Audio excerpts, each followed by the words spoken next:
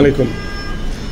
আপনারা দেখেছেন যে অন্তর্বর্তীকালীন সরকার দায়িত্ব নেবার পর থেকে গত 10 মাস পেরিয়ে বাজেট সময় চলে এসছে এবং গত 2 তারিখে মাননীয় অর্থ উপদেষ্টা একটা ছোট্ট ব্রিফিংয়ের মাধ্যমে জাতির উদ্দেশ্যে বাজেট পেশ করেছে এবং এই ধরনের সংসদ ছাড়া বাজেট করবার ইতিহাস বাংলাদেশে আসলে আরও আছে।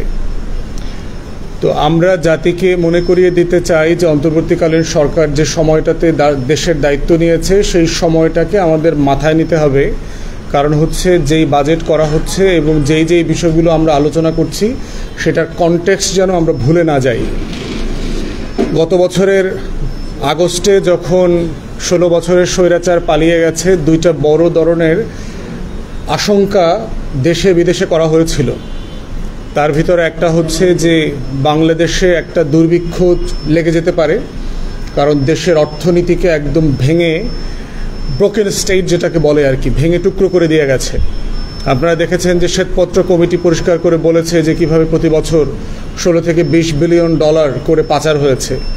একটা পরিবার মানে 25-30 বিলিয়ন ডলার বাংলাদেশ থেকে লুট করে নিয়ে গেছে। তো এই আশঙ্কার জায়গাতে আমরা দেখতে পাচ্ছি যে বাংলাদেশে আসলে কোনো দুর্ভিক্ষ হয়নি। দ্বিতীয় যে আশঙ্কা করা হয়েছিল সেটা হচ্ছে যে হাজার হাজার লক্ষ লক্ষ লাশ পড়বে, বিরোধী দলের নেতাকর্মীরা এই খুন খারাপিতে মেতে উঠবেন এবং যেটা আওয়ামী লীগ বারবার আশঙ্কা করেছিল যে এই গৃহযুদ্ধের পরিবেশ তৈরি হবে, সেটাও হয় নাই। তো সেই পরিবেশ পরিস্থিতি বিবেচনাতে বাংলাদেশে অন্তর্বর্তীকালীন সরকার যে বাজেট দিয়েছে সেখানে তারা কিন্তু কিছু যৌক্তিক দার্শনিক কিছু বাস্তবতা তুলে ধরেছে, যে এটা শুধু প্রবৃদ্ধি অর্জনের বাজেট না। এই বাজেটের কেন্দ্রে হচ্ছে মানুষের অধিকার এবং গণতন্ত্রের যে পুনর্যাত্রার একটা স্বপ্ন আকাঙ্ক্ষার কথা বলা হয়েছিল 24-এর গণঅভ্যুত্থানে, সেই আকাঙ্ক্ষা যেন ফুটে ওঠে। এবং সেই নিরিখে আমরা এটাও বলতে চাই যে বর্তমান অন্তর্বর্তীকালীন সরকার, যে দেশে কোনো নির্বাচিত সরকার এবং সংসদ নাই, তারা বিভিন্ন গুরুত্বপূর্ণ ইস্যুতে বিভিন্ন রাজনৈতিক দলের সাথে বসে কথা বলেন, পরামর্শ করেন। সেই বাস্তবতায় আমরা দেখেছি এবং ওনাদেরকে প্রশংসাও করেছি। কিন্তু বাজেটের মতো একটা গুরুত্বপূর্ণ একটা ঘটনা, যেটা রাজনৈতিক ক্যালেন্ডারে একটা রাষ্ট্রের সবচেয়ে গুরুত্বপূর্ণ ইভেন্ট, সেখানে তারা কোনো অংশীজনের সাথে এই বিষয়ে পরামর্শ করেন নাই। আপনারা দেখে থাকবেন, যেটা মনে রাখবার কথা, যে বিভিন্ন সময় বাজেটের আগে দেশের বিভিন্ন অংশীজনের সাথে বিভিন্ন প্ল্যাটফর্ম থেকে আলোচনা পর্যালোচনা করা হয় এবং ডায়ালগের আয়োজন করা হয়। আমরা আশা করেছিলাম যে অন্তর্বর্তীকালীন সরকার এই বাজেট নিয়ে বাংলাদেশ ব্যাংকের গভর্নর এবং এনবিআরের চেয়ারম্যান সহ রাজনৈতিক দলগুলোর সাথে একটা সভা করবেন, পরামর্শ করবেন এবং পরামর্শের ভিত্তিতে একটা বাজেট প্রস্তাব করবেন। কারণ আপনারা বুঝতে পারছেন যে আগামী ডিসেম্বর থেকে শুরু করে যে কোনো সময় বাংলাদেশে নির্বাচন হবার একটা সম্ভাবনা আছে। সেক্ষেত্রে এই বাজেট বাস্তবায়নের দায়িত্ব এবং দায় কিন্তু একটা নির্বাচিত সরকারের উপরেও পড়বে। অতএব নির্বাচিত সরকার যে বাজেটটা করে নাই, দায়িত্ব কিন্তু তাকে নিতে হবে, জবাবদিহিতা কিন্তু নির্বাচিত সরকারকে নিতে হবে। অতএব সেই জায়গাতে ফরেন সার্ভিস একাডেমিতে যে বিভিন্ন বিষয়ে যে আলোচনা হয়, যমুনাতে যে রাজনৈতিক দলগুলোর সাথে কথা বলা হচ্ছে, সেই রকম মডেলে এই বাজেট নিয়ে কথা বলার প্রয়োজন ছিল বলে আমরা মনে করি। আমরা মনে করি যেটা এখনও খুব বেশি বিলম্ব হয়ে যায় নাই, মাত্র প্রস্তাব করা হয়েছে। রাজনৈতিক দলগুলোর সাথে ঈদের ছুটির পরে আপনার ইমিডিয়েটলি আমরা আহ্বান করব সরকারকে যে অংশীজনদের সাথে আপনারা বসবার ব্যবস্থা করেন। বাংলাদেশ ব্যাংকের গভর্নর, এনবিআরের চেয়ারম্যান এবং অর্থ উপদেষ্টা, পরিকল্পনা উপদেষ্টা থেকে শুরু করে যারা আছেন, এবং এই ক্যাবিনেটেই ন্যূনতম 4 জন প্রফেশনাল অর্থনীতিবিদ আছেন, একদম প্রধান উপদেষ্টা থেকে শুরু করে। তো আমরা বোধ করি তাদের সামনে বাজেট নিয়ে সিরিয়াসলি আলোচনা হওয়া দরকার।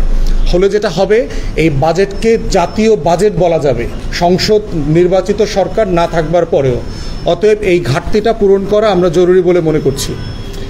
বাজেটে আর একটা সবসময় বড় বিষয় যেটা আমরা দেখি সেটা হচ্ছে যে বাজেটে সবসময় কত টাকা আয় হবে, কত টাকার ডেভেলপমেন্ট প্রজেক্ট আসতেছে, এডিপির সাইজ কত, প্রবৃদ্ধি কত হবে, এই কেন্দ্রিক আলোচনাতে বাজেটটা আটকে যায়।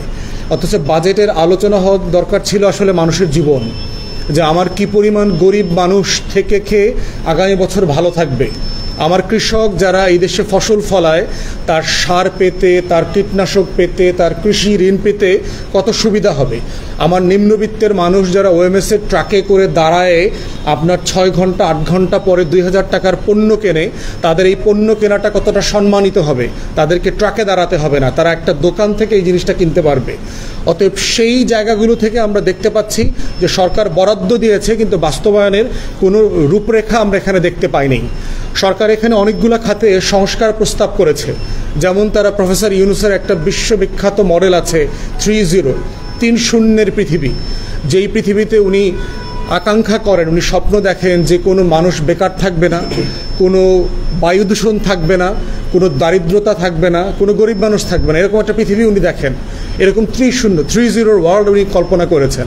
বাজেটেও প্রধান অর্থ উপদেষ্টা এই বিষয় নিয়ে কথা বলেছেন। কিন্তু সেই 30 বাংলাদেশটা কিভাবে অর্জিত হবে, এই স্টেপটা, এই রোডম্যাপটা আমরা বাজেটে দেখতে পাইনি। প্রবৃদ্ধি এবং মূল্যস্ফীতিকে ডিল করবার কথা বলা হয়েছে, কিন্তু প্রবৃদ্ধি আমরা ইন্টারন্যাশনাল যে ক্রেডিট রেটিং এজেন্সি আছে, ওয়ার্ল্ড ব্যাংক, IMF অলরেডি বলেছে ইজ বিলো 4%, 3.97 ধরেন এরকম একটা পার্সেন্টের কথা বলা হচ্ছে, যেটা আগামী বছর 4, 4.5, 5 পর্যন্ত উঠতে পারে। এবং এই ভারসাম্যটা কিভাবে করা হবে? সরকারের পরিকল্পনা ছিল যে এই মাসে তারা আপনার ইনফ্লেশন কমিয়ে 8% নিয়ে আসবে, কিন্তু এটা তারা পারে নাই। সরকারি হিসাবে এটা 9-এর উপরে এখন। তাহলে সেই জায়গাতে যে মনিটারি পলিসি যে চেঞ্জ করা দরকার এবং কোথায় কোথায় চেঞ্জ হবে তার কোনো গাইডলাইন আমরা এখানে দেখতে পাই নাই। তো সেই জায়গাতে আমরা আশা করি যে অর্থ উপদেষ্টা যে আগামী দিনগুলো যেগুলো আসছে, সপ্তাহগুলো আসছে, এখানে তারা সেই গাইডলাইনটা তারা প্রকাশ করবেন। এরপরে হচ্ছে যে আমাদের বাজেটের যে আয় 5 লক্ষ কোটি টাকার উপরে মানে বলা হচ্ছে তারা আয় করবে। কিভাবে করবেন এটা? এই আয়ের লক্ষ্যমাত্রা তো আমরা গত দশক পর দশক দেখতে পাচ্ছি। আমার রেভিনিউ কালেকশন কখনোই 3,25,000 কোটি টাকা বেশি হয় নাই। তো সেইখানে আমার প্রবৃদ্ধিকে বলা হচ্ছে এটা 4% পেরোবে না। তো আমার যখন 6.5% প্রবৃদ্ধি ছিল, তখনও তো আমার আয় 3.5 লক্ষ কোটি টাকা হয় নাই। তাহলে আমার প্রবৃদ্ধি কমে যাচ্ছে বলা হচ্ছে, সবাই বলছে, সেখানে আমার আয়টা বাড়বে কোত্থেকে? তাহলে কি আপনি যেটা আমরা দেখতে পাচ্ছি নিউজগুলোতে যে প্রতি 1 লক্ষ টাকায় 30,000 টাকা ট্যাক্স দিতে হবে, আপনি কি ডাইরেক্ট ইনডাইরেক্ট ট্যাক্সের মাধ্যমে 30% করে কর দেবেন? তাহলে এর মধ্য দিয়ে মধ্যবিত্তের মানে ব্রিদিং স্পেসটা কোথায়, দম নেওয়ার জায়গাটা কোথায়? এবং মধ্যবিত্তকে যে স্কুইজ করছেন এবং করে যাচ্ছেন, সেইটাকে আপনি সোশ্যাল সেফটি নেট, আমাদের যে কল্যাণ ভাতাগুলো আছে, সেই ভাতাগুলোতে মধ্যবিত্তকে আপনি ঢুকাতে পারছেন কিনা? এবং পারবার জন্য বারবার বলা হচ্ছে যে ন্যূনতম মাসিক আয় 50,000 টাকা যাদের আছে তাদেরকে আপনার করের বাইরে রাখেন। আমরা বারবার এই দাবিটা করেছি। তাহলে সেটা হচ্ছে বছরে 6 লাখ টাকার মতো আসে। কিন্তু সেই দাবির প্রেক্ষিতে দেখলাম মাত্র 3.5 লক্ষ টাকা যেটা ট্যাক্স থ্রেশহোল্ড ছিল, সেটাকে 25,000 টাকা বাড়িয়ে 3,75,000 টাকা করা হয়েছে। তাহলে সেক্ষেত্রে কিন্তু মধ্যবিত্তকে এই যে কল্যাণ ভাতা এবং জীবনটাকে আরামদায়ক করবার যে মানে ম্যাপ করা, সেই ম্যাপিংয়ের ভিতরে আমরা এটা দেখতে পাচ্ছি না। ব্যয়ের একটা বড় জায়গা যেটা নিয়ে আমরা বারবার কথা বলছি, আমাদের সবচেয়ে বড় ব্যয়ের জায়গা হচ্ছে আপনার বেতন ভাতা। সরকারি কর্মকর্তা কর্মচারীদের একটা বেতন আছে ধরেন 1 লক্ষ কোটি টাকার উপরে। তাহলে আপনি বলছেন যে ডিজিটালাইজেশন করা হচ্ছে এবং হবে প্রত্যেকটা জায়গাতে, তাহলে আমার সরকারি কর্মকর্তা কর্মচারীর সংখ্যাও তো কমাইতে হবে। 1/10 কর্মকর্তা কর্মচারী দিয়ে এই রাষ্ট্র পরিচালনা করা সম্ভব বলে আমরা বারবার বলেছি।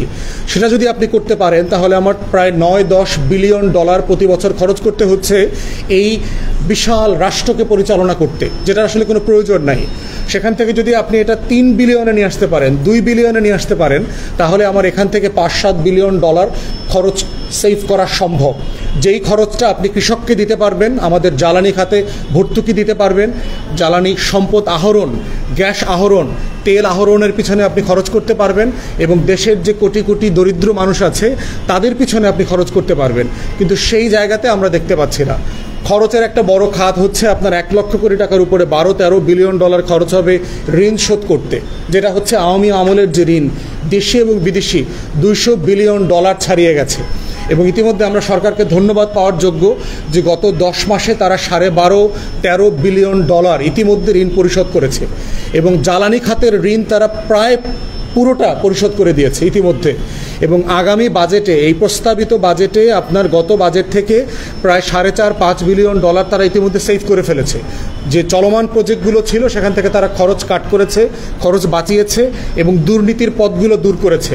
সেখান থেকে তারা কিন্তু $4 বিলিয়ন ইতিমধ্যে সেভ করে জ্বালানি খাতে ভর্তুকি দিয়ে দিয়েছে।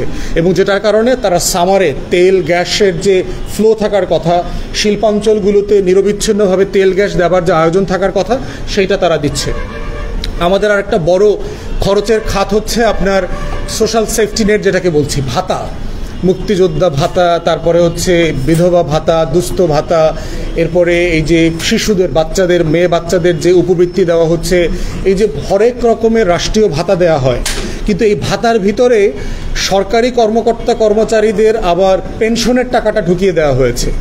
পেনশনের টাকাটা তো সোশ্যাল সেফটি নেটে পড়তে পারে না, এটা তো আপনার কর্মচারীদের ন্যায্য টাকা, তারা যে টাকাটা তাদের বেতন থেকে ইনভেস্ট করেছে, রাষ্ট্রকে দিয়েছিল সেই টাকাটা। তো সেই টাকাটা আপনি কল্যাণ ভাতার ভিতরে কিভাবে নেন?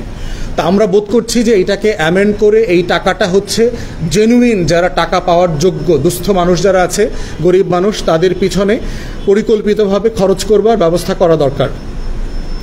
এরপরে হচ্ছে আমরা মনে করছি তথ্য উপাত্তের একটা সংশোধনীর ব্যাপারে আমরা বারবার বলছি যে বাজেটের যে পদ্ধতি ব্যবহার করা হয়েছে, বাজেটের যে সাইজ তৈরি করা হয়েছে, খরচের যে খাত, এটা প্রথাগত গত বছরগুলোতে যেভাবে চলে আসছে ফ্যাসিবাদী আমলের, এইটা কি সিম্পলি কিছু কারেকশন করে বর্তমান আমলারা, এনবিআরের কর্মকর্তা কর্মচারীরা মিলে রিভাইজ করে দিয়েছে? তাহলে প্রশ্ন হচ্ছে, আমরা যে বলছি যে বাংলাদেশের জনসংখ্যার সংখ্যাটা সঠিক না, আমাদের প্রবৃদ্ধির যে শতাংশ সেটা সত্য না, আমরা যে বলছি আমাদের আমদানি রপ্তানির তথ্যগুলো সঠিক না, আমরা যে বলছি যে আমাদের রিজার্ভ কারেকশন করতে হবে, আমরা যে বলেছি যে আমাদের মাথাপিছু আয় যেটা দাবি করা হচ্ছে এটা সত্য না।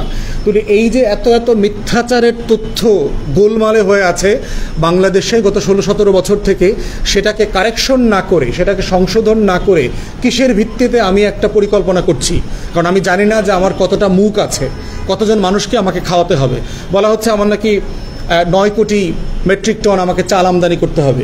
কিসের ভিত্তিতে বলছেন? আপনি তো জানেন না আপনার জনসংখ্যা কি 17 কোটি, 21 কোটি না 22 কোটি? আপনি জানছেন না যে আসলে আপনার মাথাপিছু আয় $3000 বলা হচ্ছে, আসলে কি এটা $1500 বেশি? আমরা বলা হচ্ছে যে আমাদের অর্থনীতির সাইজ হচ্ছে $400-450 বিলিয়ন, আসলে কি তাই? অনেকে বলছে এটা $300 বিলিয়ন বেশি হবে না। কোনটা সত্য?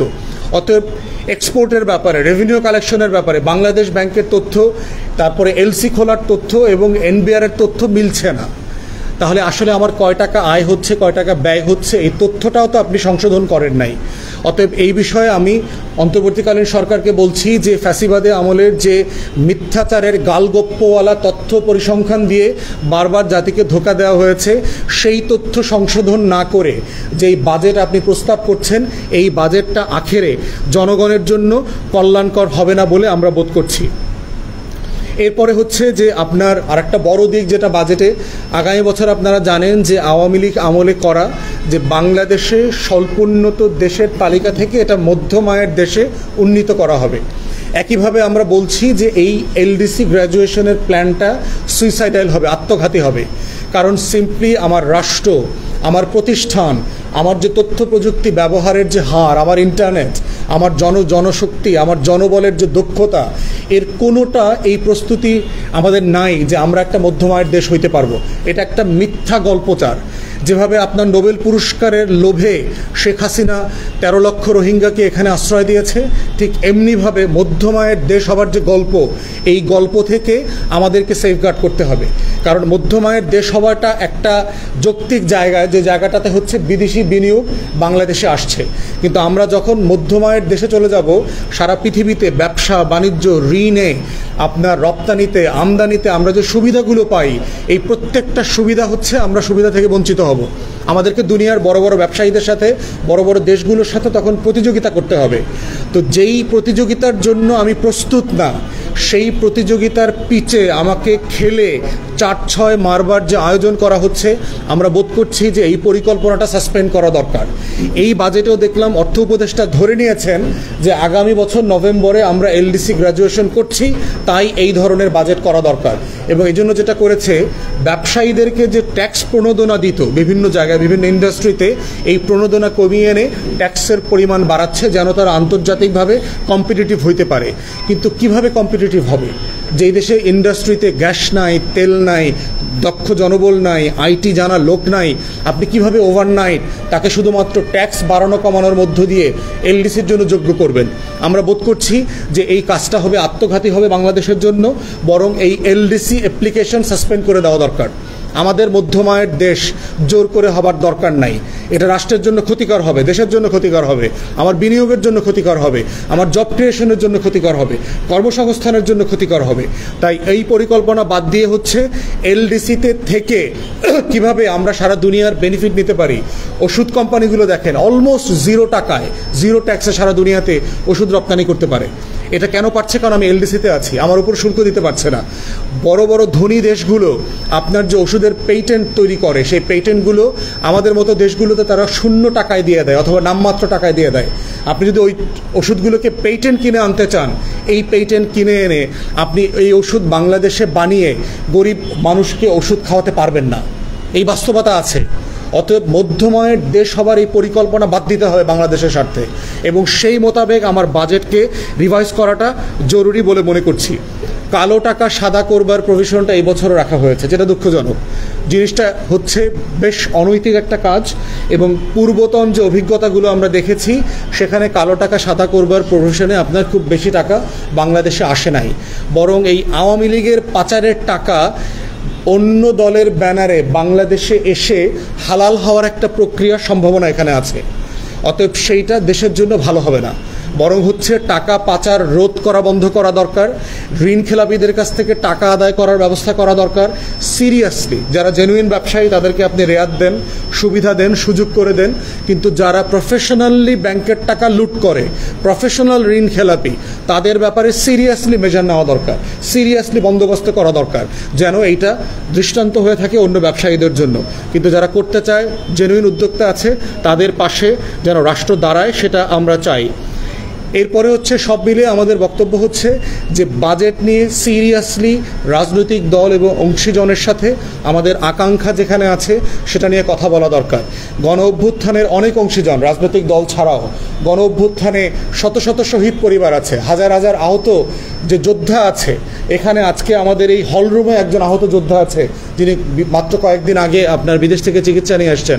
এই মানুষগুলোর মতামত নেওয়া দরকার, কারণ তারা বয়সে তরুণ, তাদের স্বপ্নের বাংলাদেশ 2 কে তারা কিভাবে দেখতে চায়, সেই আকাঙ্ক্ষাটা অর্থ উপদেষ্টা থেকে শুরু করে এনবিআর এবং বাংলাদেশ ব্যাংকের গভর্নরকে শুনতে হবে। কারণ এটা অঙ্কের হিসাব না, মানুষের জীবনটা শুধু 100-200 টাকা শতাংশের জীবন না। এই জীবনের ভিতরে স্বপ্ন আছে, আকাঙ্ক্ষা আছে। দাঁ এবং দরদের যে আকাঙ্ক্ষা, সেই বাংলাদেশ 2-এর গল্পটা তার কাছ থেকে শুনতে হবে।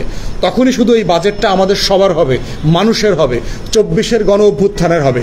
এবং সেই বাজেটটাই আমরা আগামী দিনে আলাপ আলোচনা, তর্ক বিতর্ক এবং পরামর্শের মধ্য দিয়ে অন্তর্বর্তীকালীন সরকার সবাইকে নিয়ে করবেন, এমনটা আশা করছি। এ পর্যায়ে পার্টির সম্মানিত চেয়ারম্যান মুজিবুর রহমান মঞ্জুকে বলছি কনক্লুড করবার জন্য।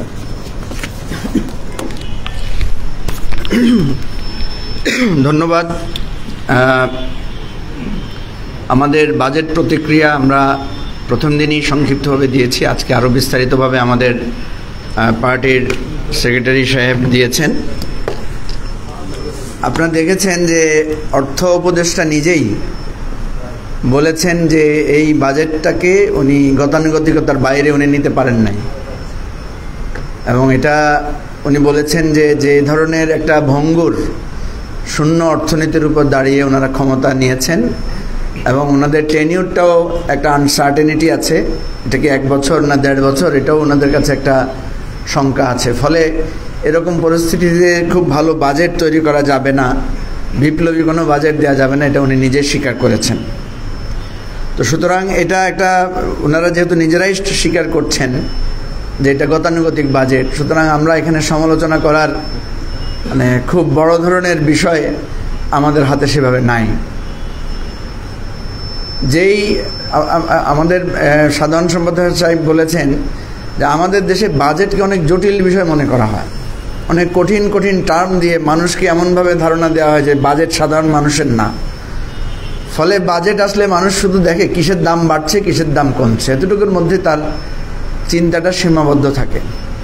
অথচ বাজেটের মূল জায়গাটা হচ্ছে যে আমার খরচ কত, আমার আয় হবে কত, কোন কোন খাতে আমি খরচ করছি, আর আয়টা আমি কিভাবে করব, এবং আমি যে ঋণগ্রস্ত হয়ে যাচ্ছি প্রতি বছর যে আমার ধার করে দেনা করে এই রাষ্ট্র চালাতে হচ্ছে, এটাকে আমি চলমান রাখবো না এখানে আমি ঘুরে দাঁড়াবো। রাজনৈতিক দলগুলো সাধারণত ঘুরে দাঁড়াতে চায় না, তারা মনে করে ধার দেনা করে হলেও মানুষকে খুশি করার জন্য তারা একটা বাজেট দেয়। তা আমরা আশা করেছিলাম যে অর্থনীতির এই বাঁকটা ঘুরে দাঁড়ানোর মতো একটা বাজেট এই সরকার দিবে, কারণ এই সরকারের তো কোনো রাজনৈতিক উচ্চাভিলাষ নাই এবং মানুষকে খুশি করার জন্য যেনতেনভাবে একটা প্রবণতাও নাই। কিন্তু এটা আমরা মনে করি যে একটা দিক নির্দেশনামূলক ঘুরে দাঁড়ানোর বাজেট দিতে ওনারা ব্যর্থ হয়েছেন। আমরা ওনাদের কাছে এই প্রত্যাশাটা করেছিলাম। দেখেন, অর্থ উপদেষ্টা নিজেই বলছেন যে আমাদের অর্থনীতি আইসিইউতে ছিল, কারণ পুঁজিবাজার একেবারেই ধ্বংসপ্রাপ্ত। ব্যাংকগুলোতে কিছুদিন আগেও এই যে 7-8 মাস আগেও আমরা দেখেছি 1 লাখ টাকার চেক পাঠালেও সেটা বাউন্স হয়ে যেত। এখন সেই জায়গাটা ঘুরে দাঁড়িয়েছে। আমরা এই সরকারের একটা সমালোচনা করি যে ওনাদের রাজনৈতিক মেধা বা রাজনৈতিক প্রজ্ঞা কম, কিন্তু এই সরকারের একটা সবচেয়ে শক্তিশালী দিক হচ্ছে এই, যেটা আমাদের সেক্রেটারি সাহেব বলেছেন যে এই দলের মানে এই সরকারের অর্থনীতিবিদের সংখ্যা বেশি, এবং যে অর্থনীতিবিদেরা আমাদেরকে আজকে রাষ্ট্রের নেতৃত্ব দিচ্ছেন তারা কিন্তু একেবারে শুধু দেশসেরা না, এদেরকে বিশ্বসেরা অর্থনীতিবিদ আপনাকে বলতে হবে। সুতরাং আমাদের প্রত্যাশাটা ওনাদের কাছে সেভাবে ছিল। তো আমরা যেটা দেখেছি যে আমাদের বাজেট করতে গিয়ে সবচেয়ে বড় সমস্যা যেটা হয়, আমাদেরকে শুরুই করতে হয় এবছর কত টাকা ঋণ শোধ করতে হবে। তো এটা একটা অর্থনীতির সবচেয়ে দুর্বলতম একটা জায়গা, যে আপনাকে প্রথমে ভাবতে হয় যে বেতন কত দিতে হবে, ঋণ কত শোধ করতে হবে, এরপরে আপনি উন্নয়নের চিন্তা করতে হয়, এবং সেই উন্নয়নের চিন্তা করতে গিয়েও আপনাকে তখন চিন্তা করতে হয় আরও কিছু ঋণ আমি কিভাবে করব। তো সুতরাং এরকম জায়গায় গিয়ে কোনো অর্থনীতিবিদেরই আসলে খুব বড় ধরনের চমক, বড় ধরনের ম্যাজিক দেখানোর সুযোগ নাই। একটা জায়গা আছে যেটা ব্যারিস্টার ফুয়াদ বলেছেন এবং যেটা খুবই কঠিন, সেটা হচ্ছে ব্যয় সাশ্রয় করা। আর ব্যয়ের মূল জায়গা হচ্ছে আমাদের বেতন ভাতা ইত্যাদি। এবারেও দেখেছেন মহার্ঘ ভাতার কথা রাখা হয়েছে, তার মানে বেতন তো আছে, এর সাথে মহার্ঘ ভাতা দিতে হবে। এবং এটাও বাস্তব, যেহেতু মূল্যস্ফীতি আমরা কমাতে পারছি না, মানুষের বেতন বাড়ছে না কিন্তু খরচ বেড়ে যাচ্ছে, তাহলে মানুষ কি করবে? মানুষ দুর্নীতি করবে। আপনি যতই দুর্নীতির বিরুদ্ধে শক্ত পদক্ষেপ নেন, মানুষের অভাব যদি দূর করা না যায় দুর্নীতি হবেই। সুতরাং আমাদেরকে দুটা কাজ করতে হবে, দুর্নীতির বিরুদ্ধে অভিযানও চালাতে হবে, একই সাথে মানুষের আয় ব্যয়ের যে দূরত্বটা আছে সেটাকেও কমিয়ে আনতে হবে। এখন সেই জায়গায় আমাদের যেটা করতে হবে যে আমাদের ব্যয় সাশ্রয় করতে হবে, এবং সেটা বিপ্লবী পথে না গেলে এটা কখনো সম্ভব না। বেতন ভাতার এই যে চাপ, এটা যদি কমানো না যায়, রেগুলার এক্সপেন্ডিচার যদি আমরা কমাতে না পারি, আপনারা দেখবেন আমরা যখন কোনো একটা কোম্পানি, এই যে আমাদের অর্থ সম্পাদক এখানে আছেন, উনি একজন দেশসেরা অডিটর, তো অডিটর কোম্পানিগুলো বলে যে আপনাদের দেশের আপনার কোম্পানির খরচ কমান, স্টাফ কমান, আপনি ইলেকট্রিসিটির খরচ কমান, এসি কম খরচ করেন, পানি কম খরচ করেন, এগুলো বলে না আমাদেরকে। ঠিক এই রাষ্ট্রের অপচয় এবং ব্যয় কমাতে হবে। দেখেন আমাদের এখানে দিবস পালন বাবদ কত টাকা খরচ হয়। অতীতে আমরা দেখেছি শুধু দিবস পালন বাবদ শত শত কোটি টাকা খরচ হয়। ভাই, আমার যেই অভাবী লোকটা, যে লোকটা চিকিৎসার অভাবে, আমার এই জুলাই আগস্টে যারা আহত হয়েছে তাদের চিকিৎসা খরচও তো আমরা দিতে পারছি না। এখন আমি যদি জুলাই আগস্টের দিবস পালন করি শত হাজার কোটি টাকা খরচ করে, আর যদি আমার আহত ভাইয়ের চিকিৎসা না হয়, তাহলে এই দিবস পালন কি তার জন্য কোনো সুখ বয়ে আনবে? আনবে না। সুতরাং এই জায়গায় আমাদের সমস্ত মানুষকে, যেটা ব্যারিস্টার ফুয়াদ বলেছেন, যে মানুষকে এঙ্গেজ করতে হবে, সচেতন করতে হবে, তাকে বুঝতে দিতে হবে যে তার রাষ্ট্রটা কিভাবে ঘুরে দাঁড়াবে। হ্যাঁ, মানুষকে এঙ্গেজ করেন না, বাজেট দিয়ে দেন, মানুষ খালি দেখে সিগারেটের দাম বাড়লো না মশার কয়েলের দাম কমলো, এটাতেই সে আলোচনা সীমাবদ্ধ রাখে। এই জায়গাটা ঘুরে দাঁড়ানোর জন্য আমার এবি পার্টি আমার বাংলাদেশ পার্টি এই রাজনীতিটা চালু করতে চায় যে মানুষকে তার অধিকার সম্পর্কে জ্ঞান দিতে হবে, রিক্সাওয়ালাকেও তার বাজেট বুঝতে হবে, আমার গৃহিণীদেরকে বাজেট বুঝতে হবে। তখন গৃহিণী আপনার ওই যে গ্যাস যে আমার নাই রাষ্ট্রে, তখন সে গ্যাস সাশ্রয় করবে। তখন আমার অফিসের লোকেরা, আমার অফিসের পিয়নও এসিটা বন্ধ করে বলবে যে না, এখন এসি চালানো যাবে না, কারণ আমি যে এসি চালাচ্ছি এটার চাপ আমার অর্থনীতির উপর পড়ছে। আমি যে অযথা গাড়ি চালাচ্ছি, আমি রিক্সা নিয়ে যেতে পারি, পায়ে হেঁটে যেতে পারি, সেখানে যে আমি গাড়ি নিয়ে যাচ্ছি সেখানে যে পেট্রোল খরচ হচ্ছে সেটা আমার অর্থনীতির উপরে চাপ ফেলছে। তাহলে জনগণকে যদি আপনি অর্থনৈতিকভাবে অর্থনৈতিক চাপ সম্পর্কে ধারণা না দেন, জ্ঞান না দেন, বাজেট নিয়ে আলোচনা না করেন, তাহলে রাষ্ট্র কোনোদিন ঘুরে দাঁড়াতে পারবে না। এই রাষ্ট্রের সংগ্রাম প্রত্যেকটা নাগরিকের সংগ্রাম, এই রাষ্ট্রকে বেঁচে থাকার লড়াই প্রত্যেকটা নাগরিকের বেঁচে থাকার লড়াই। এই ধারণা দেওয়ার জন্য আমার বাংলাদেশ পার্টি আমরা বলছি যে নতুন এই রাজনীতির সূচনাটা আমাদের করতে হবে। আপনারা এসেছেন, অনেক ধন্যবাদ। ঈদের সময় কষ্ট করে অনেকে ঈদের ছুটি বাদ দিয়ে আমাদের আজকের অনুষ্ঠান কভার করছেন। আপনাদের সবাইকে আগামী ঈদ মোবারক।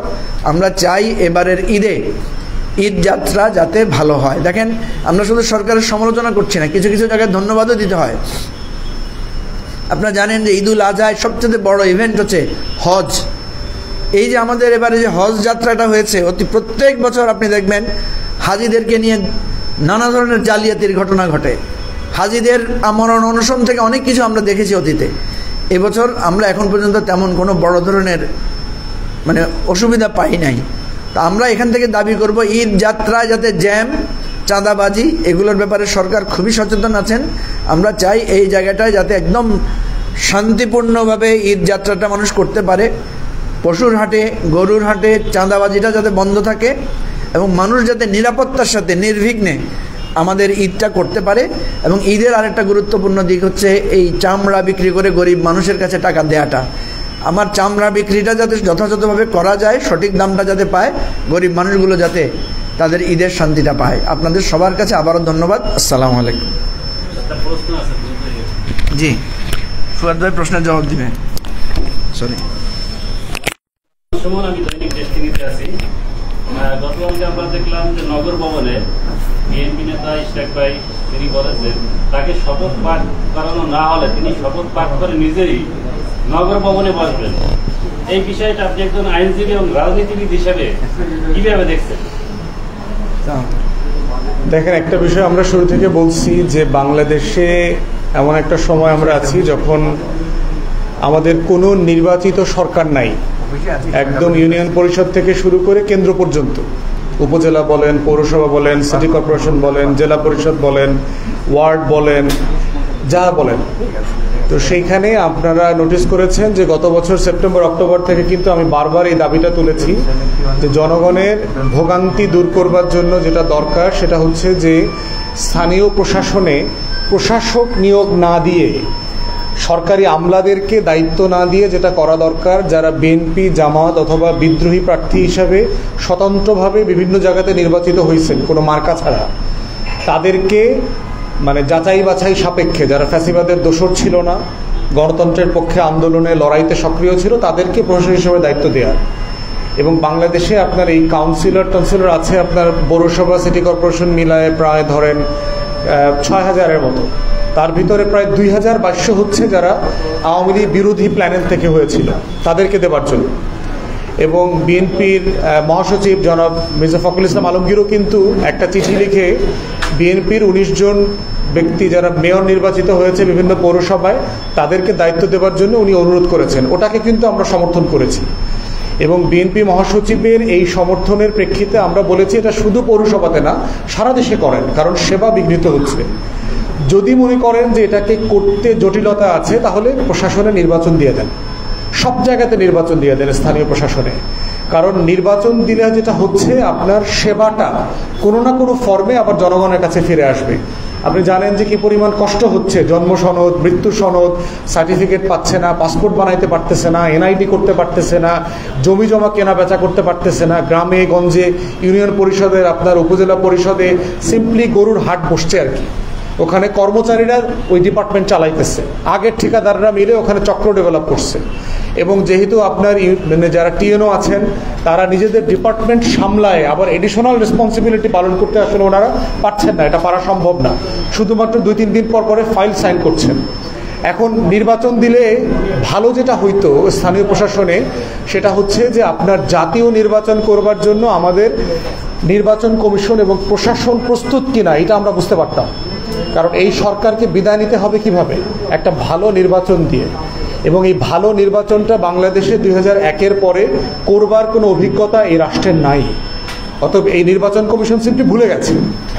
তো যদি নির্বাচনে চলে যাইতো তাহলে কিন্তু আপনার ওই চট্টগ্রামে মামলা করে মেয়র হওয়া, বরিশালে মামলা করে মেয়র হওয়ার চেষ্টা করা, ঢাকাতে মামলা করে মেয়র হওয়ার চেষ্টা করা, এই যে মেয়াদ উত্তীর্ণ মামলা করে মানে যে কোনোভাবে ক্ষমতা নেওয়ার গদিনে আসীন হওয়ার যে কালচার, এটা খুব ব্যাড প্রেসিডেন্স হবে। একইভাবে চিন্তা করেন, আমরা সবাই জানি যে দিল্লি আওয়ামী লীগ মিলে 2008-এ বাংলাদেশের 111-এর সরকার একটা ইলেকশন ইঞ্জিনিয়ারিং করে আওয়ামী লীগকে বসাইছে না? এভিডেন্স আছে। তাহলে যদি এখন একটা মামলা করা হয় তাহলে কি বিএনপিকে ক্ষমতায় দিয়ে দেওয়া যাবে সংসদে? তো নির্বাচন করতে হবে না, 2008-এর সংসদটা নতুন করে আবার বসবে। তাহলে এই মামলা করে প্রশাসনিক দায়িত্ব নেবার যে কালচার তৈরি হচ্ছে এটা কিন্তু একটা ব্যাড কালচার হয়ে থাকবে এবং ফিউচারে এটা রাষ্ট্রের জন্য ভালো হবে না। বরং আমরা এটাও প্রস্তাব করেছি, যেহেতু প্রশাসক নিয়োগ দেওয়ার সুযোগ আছে, ইশরাককে দক্ষিণে প্রশাসক করে দেখ। যদি মেয়র করার তো টেকনিক্যাল প্রবলেম আছে অনেকগুলো, প্রশাসক করে দেখ, রাজনৈতিক দলগুলোর সাথে বসুক। বরিশালের ব্যাপারে আমরা বলেছি, চরমনের যিনি নায়েবে আমির উনি ওখানে নির্বাচনে জেতার কথা ছিল, ওখানে লুটপাট করে নিয়ে নেওয়া হয়েছে, ওনাকে বরিশালের প্রশাসক করে দেখ সরকার। তাহলে অ্যাটলিস্ট একটা সেবা তো শুরু হবে। তো এই প্রসেসে যেতে পারলে যেটা হতো যে রাষ্ট্র তার সেবাটা তার নাগরিকদের জন্য সেফগার্ড করতে পারত। আর আন্দোলন সংগ্রামের ব্যাপারে আমরা বারবার বলেছি, এটা করাটা রাষ্ট্রের জনগণের একটা অধিকার, এটা করতে পারতে হবে। কিন্তু এটা করতে গিয়ে জনভোগান্তি যেটা হচ্ছে, আমরা গণ অভ্যুত্থানের পরে যে বাংলাদেশ দুইটাকে দেখতে চাই, সেখানে গণতান্ত্রিক অধিকার থাকবে, তবে জনভোগান্তি থাকবে না। ইতিমধ্যে সরকারের কাছে আমরা দাবি করেছি যে সরকারের ক্ষমতার যে কেন্দ্রবিন্দুগুলো আছে, এই কেন্দ্রবিন্দুগুলোর আশেপাশে বৈধভাবে মিছিল মিটিং সমাবেশ করবার জন্য জায়গা করে দেওয়া। যেমন প্রায় দেখবেন যমুনার সামনে রাস্তা স্টক করে দিচ্ছে, তা আপনি যমুনার সামনে মিছিল মিটিং করার জায়গা করে দেন। রমনা পার্কের ভিতরে আপনি পাবলিক স্পিকিং কর্নার করে দেন, যারা এসে মানববন্ধনটা ওইখানে করবে, এবং আলাদা সরকারের ইউনিট থাকবে যে মানববন্ধন মিছিল সমাবেশ থেকে ইনফরমেশনটা নিয়ে যাবে। এখন যেটা করতে হয়, সরকারের কেউ আন্দোলনের লোকদের কাছে গিয়ে সাহায্য করা অথবা বোঝার চেষ্টা করছে না। আপনি দেখবেন এখন প্রেস ক্লাবে যান, আপনারা দেখবেন তথ্য আপারা, শত শত আপারা এসছে সারা বাংলাদেশ থেকে, তারা অনশন করছে, অবস্থান কর্মসূচি পালন করছে, তাদের চাকরি স্থায়ীকরণ করা অথবা মেয়াদ বাড়ানো হোয়াটএভার। কিন্তু রাষ্ট্র তো তার সাথে গিয়ে তো কথা বলতে হবে কাউকে, ভাই আপনি পারলে পারবেন অথবা পারবেন না। 2 সপ্তাহে বাংলাদেশের অন্তর্বর্তীকালীন সরকার এখন পর্যন্ত 5 জনকে ডেকে চা খাওয়ার প্রয়োজনীয়তা মনে করে নাই। পল্লী বিদ্যুতের ইঞ্জিনিয়াররা দেখেন শহীদ মিনারে কয়েক সপ্তাহ থেকে আন্দোলন করছে, সমাধান হচ্ছে না কেন? সমাধান খুব সহজ। বাংলাদেশের যে রুরাল ইলেকট্রিফিকেশন বোর্ড আছে, আরইবির কিছু ক্রিমিনাল সিন্ডিকেট আছে, তারা এই রাষ্ট্র থেকে যে ফরিয়াগিরি করা, ইস্ট ইন্ডিয়া কোম্পানির মতো করে হাজার হাজার কোটি টাকা লুটপাট করা, এটা বন্ধ করতে চায় না। সমাধান হচ্ছে না এই কারণে। এইভাবে দেখেন যারাই আন্দোলন করছে তাদেরকে আন্দোলনের স্পেস করে দেওয়া, জায়গা করে দেওয়া, রুট ঠিক করে দেওয়া, পুলিশকে হেল্প করতে হবে, মিছিলে বাধা দেওয়া না যে আপনি এই রুটে এইভাবে হেঁটে আপনি যমুনায় যাবেন, এটা বলে দিতে হবে। আপনি সচিবালয়ে স্মারকলিপি দিতে চান অমুক উপদেষ্টাকে, আমরা সাহায্য করব, আপনি এখানে আসেন, 5 জনে মিলে আমার সাথে চলেন, আমরা উপদেষ্টার কাছে আপনাকে নিয়ে যাব। সরকারি কর্মকর্তারা আসে না কেন প্রেস ক্লাবে? যমুনার সামনে আসে না কেন? যে ডিপার্টমেন্ট যেটার সাথে সংশ্লিষ্ট। আপনি সংসদ ভবনের সামনে মিটিং মিছিল করার জায়গা করে দেন।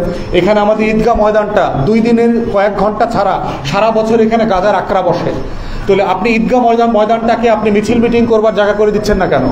এখানে আপনি পাবলিক কর্নার করে দেন, অনেকগুলো মঞ্চ করে দেন, পার্মানেন্ট মঞ্চ করে দেন, যেখানে গিয়ে মানুষ মিছিল মিটিং সমাবেশ করবে, গোয়েন্দা সংস্থা ওখানে রিপোর্ট করবে, রেলেভেন্ট ডিপার্টমেন্টের লোকজন এসে ওখানে স্মারকলিপি সহ ডেলিগেশন নিয়ে যাবে। এভাবেই তো রাষ্ট্র নাগরিকদের অধিকারকে এনশিওর করতে হবে। কিন্তু এখন যেটা হচ্ছে, কেউ কারো কথা শোনে না, বাধ্য করতে হয়, গাড়ি ভাঙতে হয়, গাড়ি আটকাইতে হয়, রাস্তাঘাট ব্লক করতে হয়, তা না হলে কোনো উপদেষ্টা কোনো সচিবের টনক নড়ে না।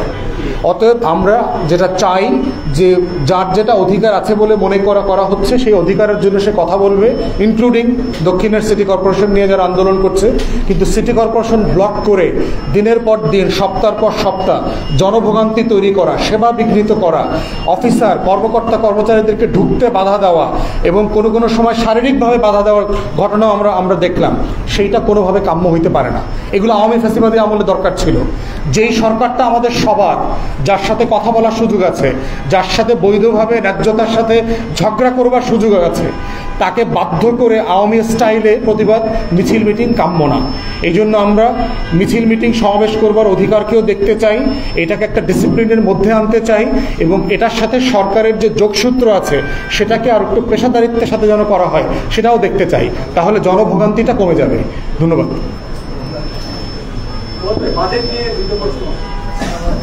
সবাই তো ক্লান্ত হয়ে যাচ্ছে, বলো।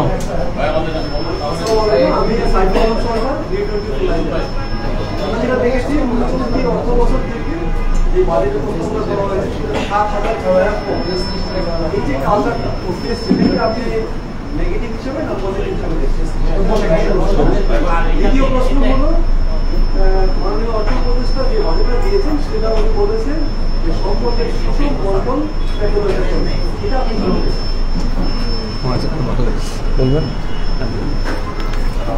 প্রথম কথা হচ্ছে যে আমরা তো মনে করি যে এটা আরও অনেক কমানো দরকার ছিল।